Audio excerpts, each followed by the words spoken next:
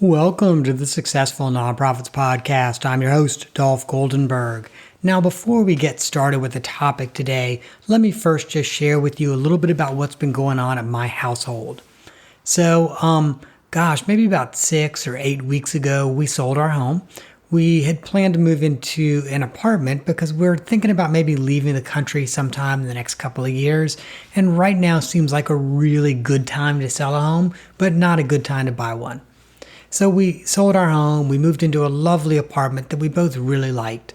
And we just finished getting our art on the walls and getting fully unpacked. And the day before I was supposed to leave for a work trip to Phoenix, our home floods. Essentially, a contractor sliced through the water main that turns out was inside the unit and completely and totally floods the apartment. And not only does it flood our apartment, we're renting a condo from an individual, but it actually flooded the condos on either side of us and below us. It was just raining in the condos below us. It was literally raining in the parking deck. That's how much water came into our new home. And so now we're in this awkward position where we have to pack up and try to salvage our stuff and move again. So we did not have a very long time to find our next home. We're now in a townhome a few blocks away. And this long story is just to kind of explain that for the last 6 weeks, I've really not been able to batch record podcast episodes with guests. Originally, I just set up the new home studio because I typically record this in my home office, the new home studio in the apartment that flooded. And then, of course, when it flooded, we ended up in, frankly, a townhome that's not quite as ideal for recording.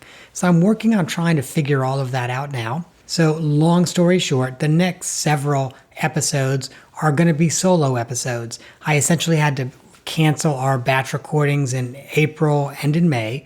We will be recording again in June. I've got some really great information to share with listeners, and I think you're really going to like the next several episodes. So the next few episodes are going to be about program planning. I think a lot of organizations and a lot of individuals, especially at smaller nonprofits, have a great program idea, but they're just not really certain how to make that work as a program plan and then an implementation. And so I'm going to walk folks through a really simple 2-page program plan model. And if you can answer all of these questions, then you are probably ready to actually write your program plan and to implement your program. And what's more, if you can answer all of these questions, you probably also have a darn good grant proposal ahead of you. So let's jump right into it and let's start talking about program planning. And I want to do that by sharing with you listeners probably my worst program planning fiasco ever. When I was fresh out of undergraduate school, so we're talking, I think I'm like 22 years old, it's 1994, and I have a newly minted bachelor's of social work. And I went to social work school because I really wanted to tackle the problem of homelessness in the city of Atlanta. And I just knew that with the great ideas that I had, we could make a real dent in homelessness and maybe even end homelessness in the city of Atlanta. And so my first job was at Jewish Family and Career Services, and I'll always be grateful for them. They took a risk on me. Again, I had no experience and they took a risk on me. In that job, I was a half-time case manager and a half-time program coordinator. And the program coordinator, I was not actually running the program. What I was doing, though, was writing grant proposals for that program. And early on in my tenure at JFCS, I had the opportunity to write a supportive housing program grant through the HUD-NOFA process. So I worked on that proposal with both my supervisor in the homeless program at JFCS, as well as a former professor.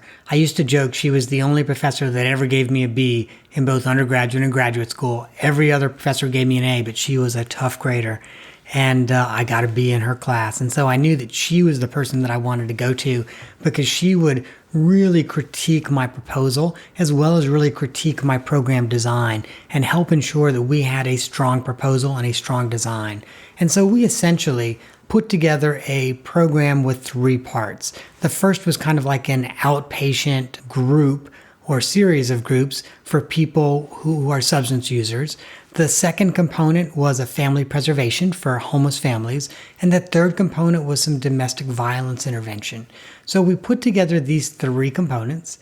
And I was super excited about writing this proposal. I actually remember getting up at 1 a.m. and 2 o'clock in the morning just so I could write the proposal and still have time to see my clients, my homeless clients in the program. And so finally we finished the proposal.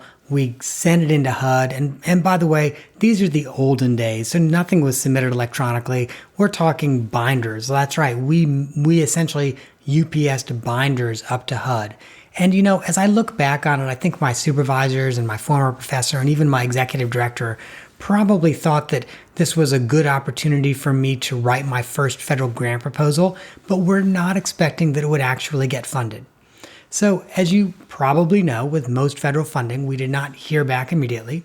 And then it was sometime in November or December of that same year, we get a fax from HUD on one of the old-fashioned waxy fax papers that curl up, and it says, "Congratulations, the U.S. Department of Housing and Urban Development has awarded you a grant of $343,514. That's how impactful that grant was in my head, that to this day, I still remember the exact amount of that 3-year grant. So it was also really impactful for the organization. Up to this point, that was the largest single government grant they had ever received and was a little bit of a game changer because ultimately it gave the organization experience not only in writing government grants, really large federal government grants, but also in managing them and really enabled the organization to grow significantly over several years. But now I'm kind of fast forwarding a little bit too much. So again, we got that notice from HUD in November, December, and over the next few months, we worked on putting the program together, hiring staff, making sure we'd finalize the curriculum, doing all of that. And so I still recall the very first day that our new services were supposed to start. We opened the doors expecting that we're going to have a few dozen people walk through, and nobody walks through. That's right. No one walked through. So now we're all a little bit fearful and we're like, oh my gosh, we've designed this great program. We've reached out to prospective partners and no one's coming.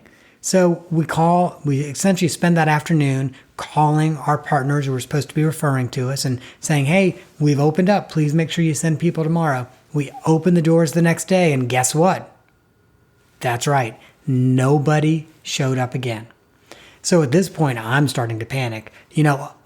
Up to this point, I'd felt like, hey, I'm the golden child. I got this money and we're going to do great things. And now I'm thinking, okay, we got this money and now we might completely and totally fall on our face and fail. And that's going to reflect really poorly on me and it's not good for the organization. And what's more, it does not make a dent into what I really care about, which is housing and homelessness. And so essentially we then have to go back to the drawing board. And it's what we should have done really to design the program in the first place. So some of the things that we did was we actually then went out and kind of had conversations with homeless folks standing in lines at soup kitchens in the mornings and in the afternoons, and had conversations with homeless folks who were waiting to go into a night shelter, just to find out what they were looking for, what they needed, and how we could get them into the door and really to access our services. Now, interestingly enough, one of the things that we found is that since our service was starting at 10 o'clock in the morning, a lot of homeless folks were just starting to line up for a lunchtime soup kitchen about 10 a.m. So they essentially would have to make a choice of, are we going to get food or are we going to get services? So one of the ways that we realized we had to change our program design is that if we were going to be providing any type of service mid-morning or mid-afternoon, we had to be willing to provide food as well. So then we got some corporate partners to donate food on a regular basis and guess what? That solved a lot of our problem. That alone, suddenly homeless folks were like, okay, we can come in and we can use your services and we can benefit from your services. Now, we ended up tweaking a number of other things as well to ensure that the program would be successful. But I just use that as one key example that in designing this program, we never actually talked to any homeless people about what not only did they need, but if they wanted to access that service, what other services had to be provided so they would be able to. So that is a quick story about how we did a rush program design, did not do all of the work that was necessary, and nearly experienced failure as a result of it. So with that cautionary tale, let's start down this road of creating your program design. And this program plan could be for anything. It could be for folks who are homeless. It could be an arts or culture program. It could be a program for older adults. So this planning process works regardless of the type of program that you're thinking about starting. So the first thing you want to do is figure out your need and actually put that down into a statement. So what specific need is your program going to address? And so, for example, in the example that I just gave, that little bit of a story, the need that it was going to address was the need for outpatient substance use groups, the need for family preservation for homeless families, and the need for some more domestic violence intervention. And so those were the three needs. But so you don't just outline those needs, you also have to document how you know those needs exist. Now, there are a number of source documents that you can look at when you're trying to figure out whether or not the need exists. So the first, of course, is if you have a strategic plan, have you already documented some or all of that need in your strategic plan? Now, there's also a plethora of government data. You probably have a local regional planning commission that has a lot of data on homelessness, on senior services, and so much more. Now, let me also just take a quick moment and share with listeners that there's a helicopter directly above our home right now, so the sound quality probably just went down a little bit, and gosh, I apologize for that, but we just don't have the sound studio set up yet. Once it's set up, we hopefully won't experience that as we're doing recordings. And again, let me just say, that's also why I've kind of chosen not to have guests on right now. If the sound quality is not going to be great, I'd rather that happen with me than with our guests. But now let's go back to how to make sure that the need actually exists. So we're talking about government data. I'd mentioned regional planning commissions. Let's say you're an art and culture organization. There's probably, if you're in a big city, there's probably an office that manages art and culture programs and initiatives in your city. There's certainly an art and culture initiative department in your state. And all of those entities also gather a lot of important data that you can use. So please make sure you figure out which government departments, whether it's at your city, county, state, or federal levels, that you can get some of the data that you need. So something else to think about as you're looking for that data of whether or not need exists. Think about your own client data sets. Assuming you've been seeing clients for a few years, that's a pretty rich data set, and it will help lay out what some of the other needs might be. Now, another good thing to do, and this is true whether you've been seeing clients for 10 years or you've not even seen your first client yet, is to also maybe talk to some of the partner organizations and see if they would be willing to share some of their client-related data in an anonymized form as well. I just simply cannot say enough about making sure you mine that client data to figure out what the needs are for the people that you're serving. Now, as part of that, if you already have clients coming in your door, you can actually survey your clients. And if you don't have clients coming in your door, you can survey the community you want to be serving. Do not underestimate the power of surveys. They, once again, will help you document needs that you could be filling.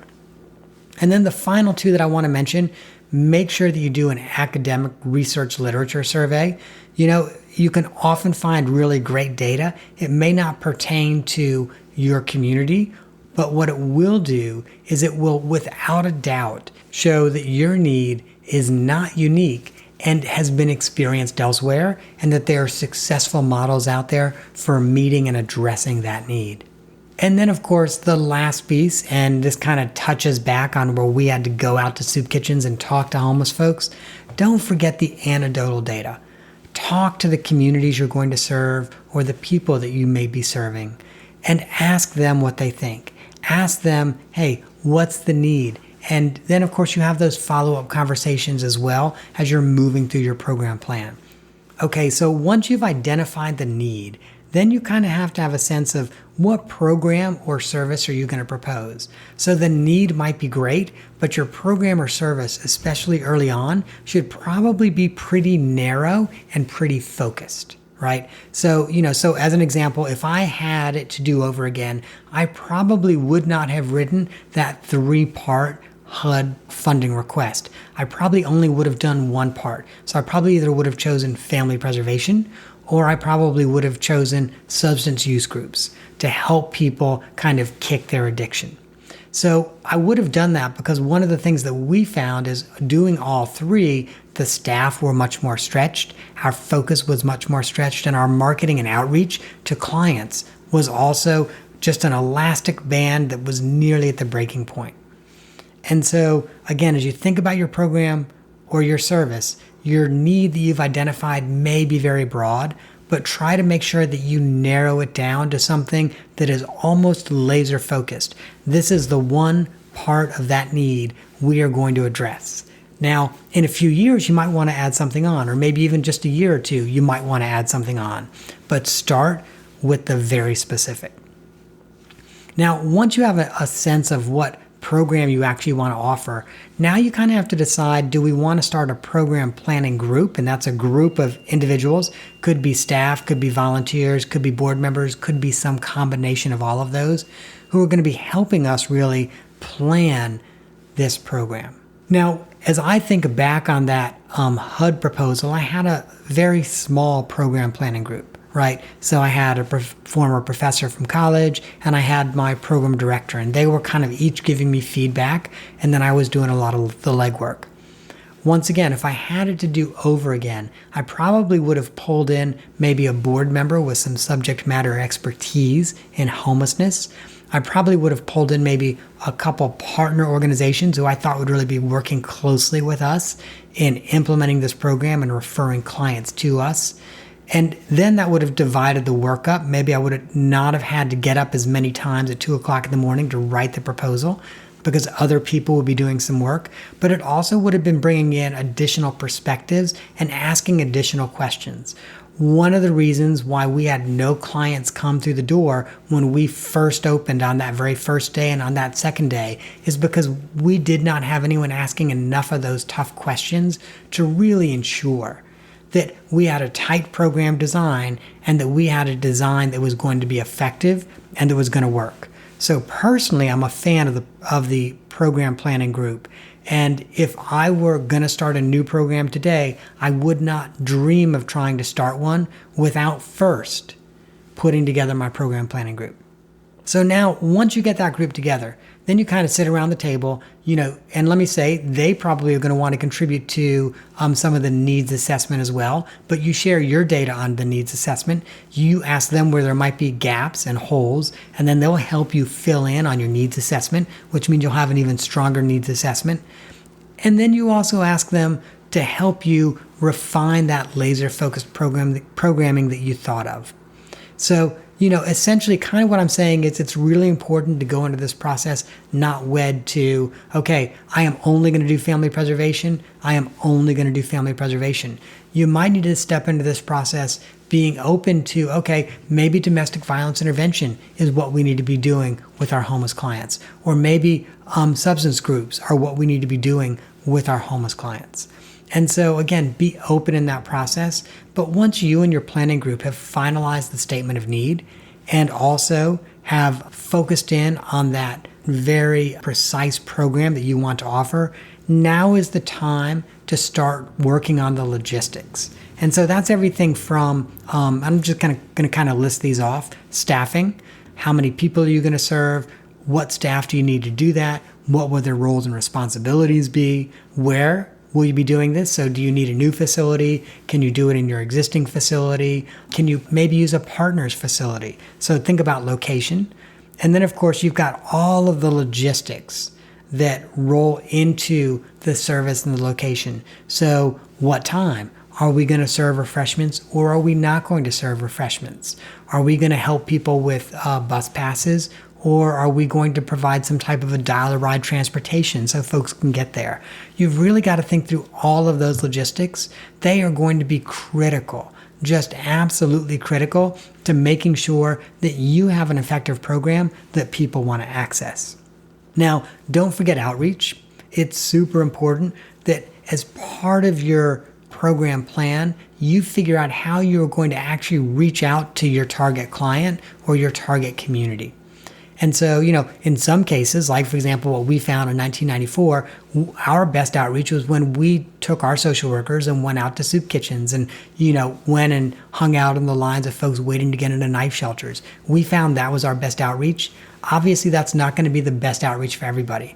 If you are a new theatrical performance outfit, you probably don't want to be hanging out in the lines of people waiting to get into a playhouse somewhere to talk to them about your own theatrical performance. You probably just don't want to do it. Your partners may not take that well.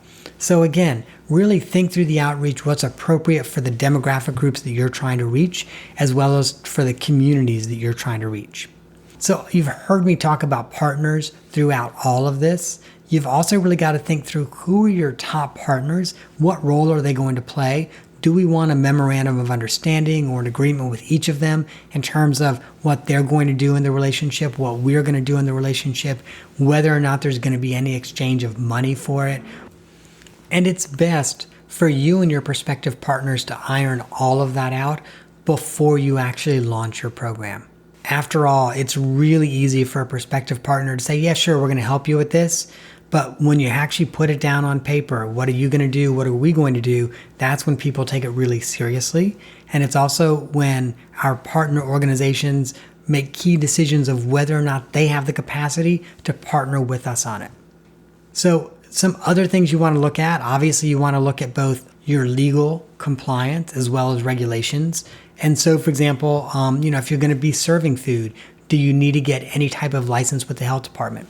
Or, for example, if you're going to have a client waiver, do you need to have an attorney, whether you pay that attorney or it's a pro bono attorney, to review that waiver? So that way you feel pretty confident that the waiver actually manages your risk. So make sure that you and your program design team really try to list all of the various regulations that you might need to look into, as well as all of the possible ways you might need some legal counsel as you implement this program. It is far better to make sure that you are on the right side of the law early, as opposed to have a bad experience, whether because someone from the city shows up and tells you they're going to shut you down, or because you get a cease and desist letter from somebody's attorney. It is far better to stay on the right side of the law early than to find your program in some jeopardy because you've not done that research and you've not dotted those I's and crossed those T's. And then the final two things you probably want to be thinking about as you and your program planning group are really putting together the design is what other documentation are you going to need? And so, for example, I've already mentioned maybe a client waiver, but are you going to have any type of case notes? And if so, how are those going to be stored? What are they going to look like? Let me go back to the theater group. Are you going to have any type of finance manual or anything like that? A lot of theaters get a lot of cash, and how are you going to actually manage that cash? Well, your finance manual could help you figure that piece out. So make sure you've got all of your documentation in place. That's going to be really critical, especially as you're bringing on staff and as you're starting to serve your first few clients. And then the last thing that your program design team really has to pay close attention to are what are the auxiliary services, those services that maybe you are not planning on providing, but will be really critical for both your program success and your client success. So what are those services? And then who's going to provide them? And what's that relationship going to look like? Part of what you undoubtedly see as we're talking about logistics is that all of these kind of fold over on top of each other. So when we talk about auxiliary services, we're often also talking about partner relationships. And when we're talking about partner relationships, we're also talking often about an MOU that maybe an attorney should review. So don't think of this as, okay, each is its own discrete silo. Every single one of these logistics areas really kind of overlaps with other areas. You're going to do them all at the same time. You're not just going to knock them off a list. Okay, we've done number one. Now we've done number two. If you do it that way, you're going to be doing it in a really inefficient way. Well, I typically like to try to keep the podcast down to about 30 minutes or so. We're currently at, I think about 25 minutes. So I am just going to start to wrap this up. In our next session, we're going to have some conversations about setting goals, tracking goals, finding that initial funding for your program as well as sustained funding. And we're also going to discuss a few out-of-the-box ideas that I really want you and your program design group to be thinking about as you're implementing the program. Well, that's our show for this week. I hope you've not minded the helicopter in the background. I heard a motorcycle go by earlier as well. I have been thrilled to have you with us this week. And I hope that part one of our mini program planning series has helped provide you with some insight that will help your nonprofit thrive in a competitive environment.